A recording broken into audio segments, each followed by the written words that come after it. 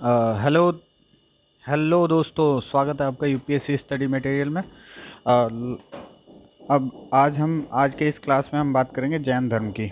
जैन धर्म जो कि हमने पिछले क्लास का एक रिव्यू दे दूं तो हमने लास्ट क्लास में क्या क्या पढ़ा। हमने पढ़ा कि बिहार के संदर्भ में ऐतिहासिक स्रोत। हमने पढ़ा स्रोत पढ़ लिया हमने। और इतिहास लिखने के पहले कि बिहार कैसा था, इतिहास जब लिख दिया गया प्रागैतिहासिक काल में बिहार कैसा था, तो ये सारी चीज़ें हमने इसके फर्स्ट पार्ट वाले वीडियो में देखी। इस वीडियो में हम ये देखेंगे जैन धर्म, बौद्ध धर्म और मगध साम्राज्य का उदय कैसे होता है। ये सारी चीज़ें हम देखेंगे। बार बार ये रिपीट करना चाह रहा हूँ कि ये जो हमारा बुक है, जो इम्तियाज़ अहमद सर का बुक है, बिहार एक परिचय, ये किताब बहुत ही महत्वपूर्ण किताब है बीपीएससी प्रीलिम्स एग्ज़ाम्स के लिए। इसमें क्या होता है कि इससे 20 से 22 सवाल 65वीं बीपीएससी में आए थे, 66वीं में भी आ सकते हैं। इसलिए ये कोर्स कर रहे हैं हम लोग 66वीं में, और बहुत ही इम्पॉर्टेंट है। कंसोलिडेटेड एमसीक्यूज़ इसमें दिए हुए हैं और इससे हट के कुछ हिस्ट्री से नहीं आता है। हिस्ट्री और भी सब्जेक्ट, ज्योग्राफी, पॉलिटी, सारे कुछ इसमें है। एक एक करके हम पूरा इसको कवर करेंगे। चलिए शुरू करते हैं इस वीडियो को। जैन धर्म के वास्तविक संस्थापक 24वें तीर्थंकर कौन, वो हमें पता ही है। उनका भगवान महावीर थे 24वें तीर्थंकर। वास्तविक संस्थापक उन्हीं को बोलते हैं और उनका जन्म कुंडग्राम में हुआ था। और महावीर का बचपन का नाम वर्धमान था। महावीर के बारे में 4 एमसीक्यू यहाँ मिल गए। और कुंडग्राम कहाँ पे है? वैशाली ज़िला में है। ठीक है। और महावीर स्वामी का जन्म आमतौर पर 540 ईस्वी पूर्व माना जाता है। ठीक है। बौद्ध महात्मा बुद्ध के समकालीन है, लेकिन जैन धर्म पुराना है थोड़ा। हम बौद्ध धर्म की भी चर्चा इसमें करेंगे, लेकिन जैन धर्म पुराना है। जैन धर्म पुराना है, तभी तो 24वें तीर्थंकर जो इसके जैन धर्म के हैं वो बुद्ध के समकालीन हुए। तो इसलिए हमें पता चलता है कि जैन धर्म बौद्ध धर्म से पुराना है। पहले जैन धर्म आया, उसके 24वें तीर्थंकर जब आए तब बुद्ध धर्म का प्रारंभ हुआ। ठीक है। तो हम आगे देखते हैं। महावीर स्वामी के पिता सिद्धार्थ का संबंध था वज्जी संघ से। सिद्धार्थ वज्जी संघ के गणराज कुंडग्राम के शास्त्रिक क्षत्रियों के प्रमुख थे। ठीक है। महावीर स्वामी की माता त्रिशला विदेहदत्ता राजकुमारी थी। त्रिशला लिच्छवी प्रमुख चेट्टक की बहन थी। और त्रिशला का नाम विदेहदत्ता था, राजकुमारी थी वो। ठीक है। और कहाँ की राजकुमारी थी? लिच्छवी प्रमुख चेट्टक की बहन थी, ये याद रखिएगा। महावीर स्वामी ने अपना अंतिम उपदेश कहाँ दिया था? पावापुरी, बिहार में। पावापुरी कहाँ पे है? नालंदा जिला में स्थित है। महावीर की मृत्यु निर्वाण, जिसे बौद्ध में महापरिनिर्वाण बोला गया है, निर्वाण कहाँ पे हुई थी? पावापुरी में। महावीर की मृत्यु पावापुरी में। प्रथम जैन संगीति का आयोजन कहाँ हुआ था? पाटलिपुत्र में। प्रथम जैन संगीति का आयोजन किसके शासनकाल में हुआ था? चंद्रगुप्त मौर्य के। प्रथम जैन संगीति की अध्यक्षता किसने की थी? जैन संगीति की अध्यक्षता हमारे स्थूलभद्र जी ने की थी, प्रथम जैन संगीति की अध्यक्षता। आगे बढ़ते हैं, 10वां सवाल। प्रथम जैन संगीति का आयोजन पाटलिपुत्र में हुआ था, जिसमें कार्य हुए कौन कौन से? जिसमें कार्य हुए, पहला कार्य, एक ही कार्य हुआ। जैन धर्म के महत्वपूर्ण 12 अंगों का प्रणयन किया गया और जैन धर्म के 2 भाग श्वेतांबर और दिगंबर में विभाजन हुआ। जैन धर्म का 2 भाग में बंटवारा हो गया, श्वेतांबर में विभाजन। जैन धर्म के 12वें तीर्थंकर वसुपूजी की जन्मस्थली थी चंपा। इसी के साथ जैन धर्म हमारा यहाँ ख़त्म होता है। हम बौद्ध धर्म चालू करते हैं। बौद्ध धर्म के संस्थापक गौतम बुद्ध हैं। गृहत्याग के उपरांत सर्वप्रथम कहाँ गए थे? वैशाली के समीप अलार कलार के आश्रम में गए थे। वैशाली के समीप ये था। गौतम बुद्ध को कहाँ कौंडिन्य और 5 ब्राह्मण मिले? उरुवेला, बोधगया में गौतम बुद्ध को।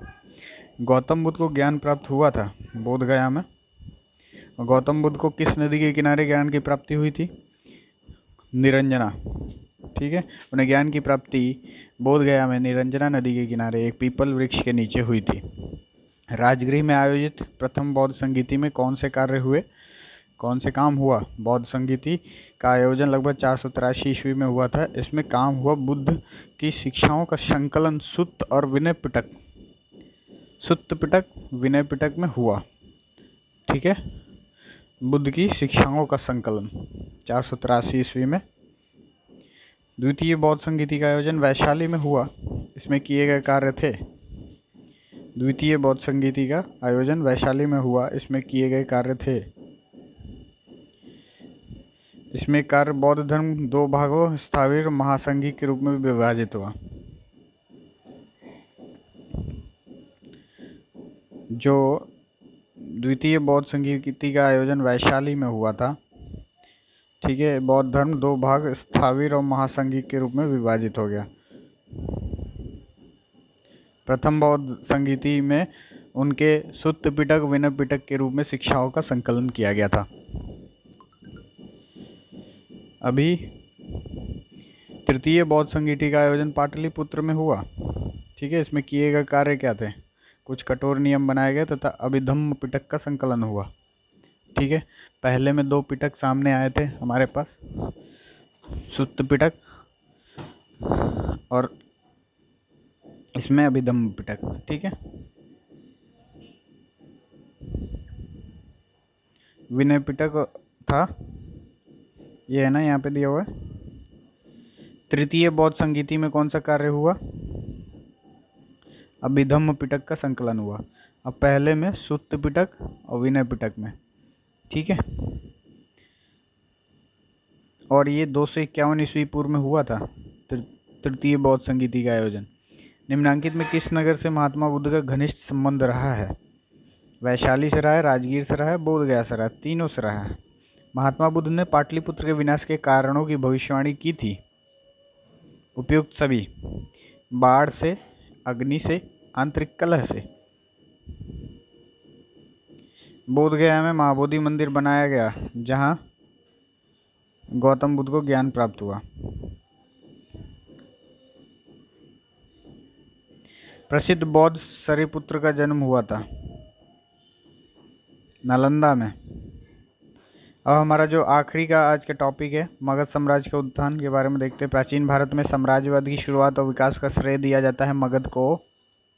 मगध की राजधानी, आरंभिक राजधानी राजगृह थी, पहाड़ियों से घिरी थी। राजगृह थी जो पहाड़ियों से घिरी थी मगध की। ठीक है, शिक्षक नियुक्ति 1996 में प्रश्न आ भी चुका है।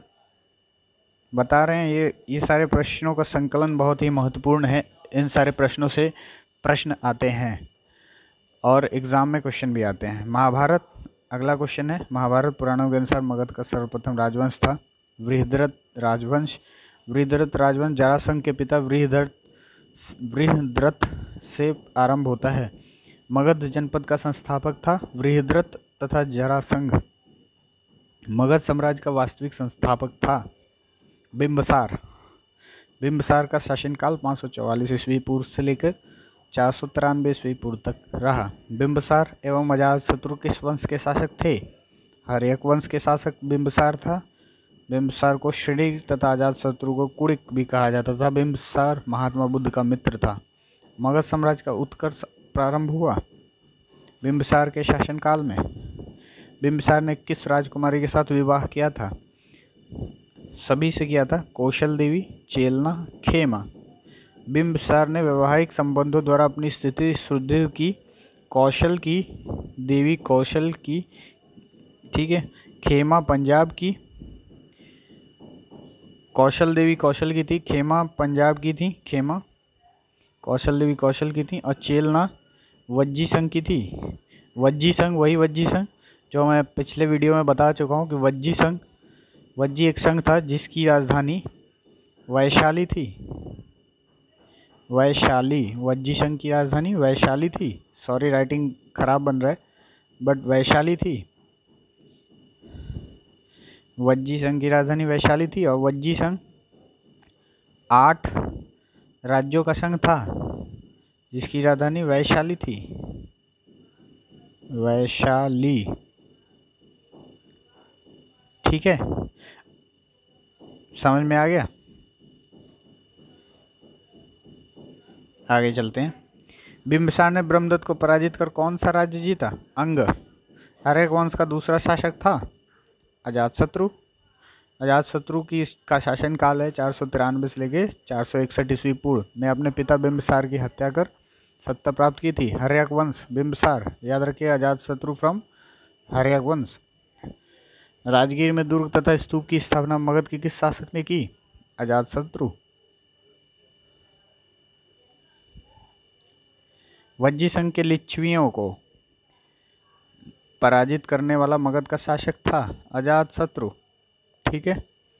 अजातशत्रु के साथ प्रेम संबंध के लिए चर्चित नर्तकी आम्रपाली कहाँ की थी? वैशाली की। अजातशत्रु ने किस राज्य के साथ युद्ध में प्रथम बार रथ, मूसल तथा महाशिला कंटक नामक हथियारों का प्रयोग किया था? लिच्छवी। प्रथम मगध साम्राज्य का उत्कर्ष किस शताब्दी में हुआ था? बी, ईसा पूर्व 6वीं शताब्दी में। पाटलिपुत्र नगर की स्थापना किस शासक ने की थी? उदयन ने। अजातशत्रु के बाद उदयन मगध की गद्दी पर बैठा, उसे उदय भी कहा गया है।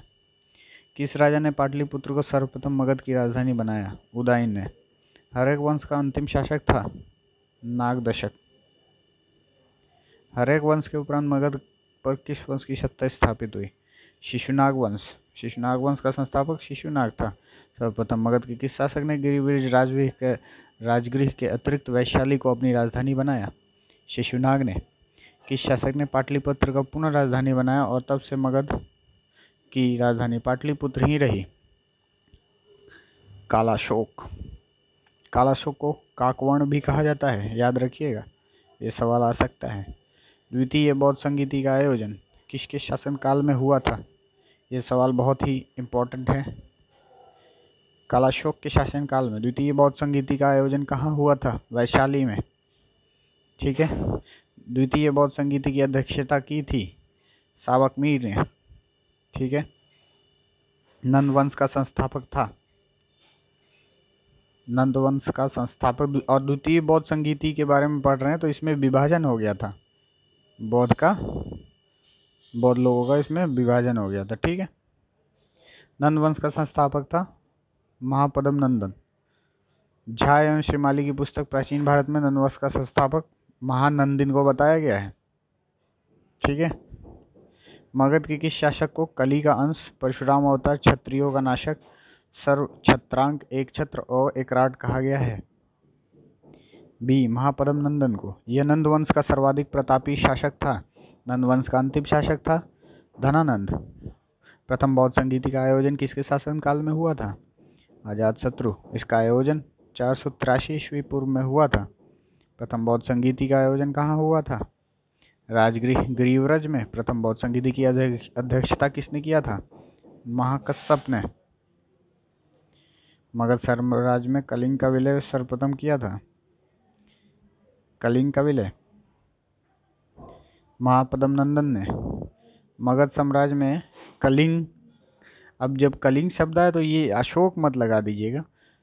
अशोक ने कलिंग को जीता था, लेकिन इसका विलय मगध साम्राज्य को फैलाने में पहली बार कलिंग को मगध साम्राज्य में किसने सम्मिलित किया था? महापद्म नंदन ने, ठीक है।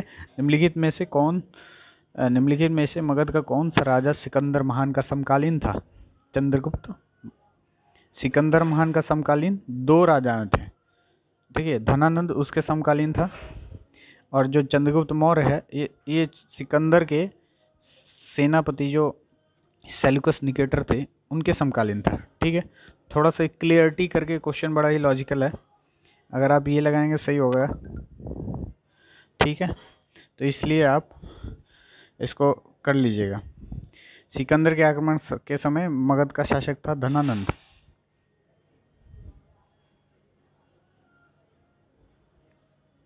निम्नलिखित में किस राजा ने पाटलिपुत्र को बसाया था? उदयन ने। मगध के शासक अजातशत्रु ने किसके आक्रमणों के प्रतिरोध में गंगा और सोन के संगम पर अवस्थित पाटलिग्राम को सुरक्षित तथा किलों को सुसज्जित किया? पाटलिपुत्र, आगे चलकर जो पाटलिपुत्र नगर बना। वैशाली के वज्जियों ने मगध के शासक अजातशत्रु ने किसके आक्रमणों के प्रतिरोध में गंगा और सोन के संगम पर अवस्थित पाटलिग्राम को सुरक्षित और किलों से सुसज्जित किया? तो आगे चलकर पाटलिपुत्र नगर बना। ये वज्जियों से खतरा रहता था अजातशत्रु को, इन्होंने उसको किलेबंदी किया, उसको सुरक्षा प्रदान की और वही पाटलिग्राम आगे चलकर पाटलिपुत्र नगर बना, जो मगध की राजधानी बना बाद में चलकर। ठीक है, तो यहाँ तक हमारा ये पार्ट 2 ख़त्म होता है। हम नेक्स्ट वीडियो में मौर्य साम्राज्य का अध्ययन करेंगे। मच अवेटिंग है, बहुत ही इम्पोर्टेंट सीरीज़ चल रहा है, कृपया बने रहिए और देखते रहिए। कुछ डाउट होता है तो कमेंट करके हमें बताइए ज़रूर, रिस्पॉन्स अपना। Thank you.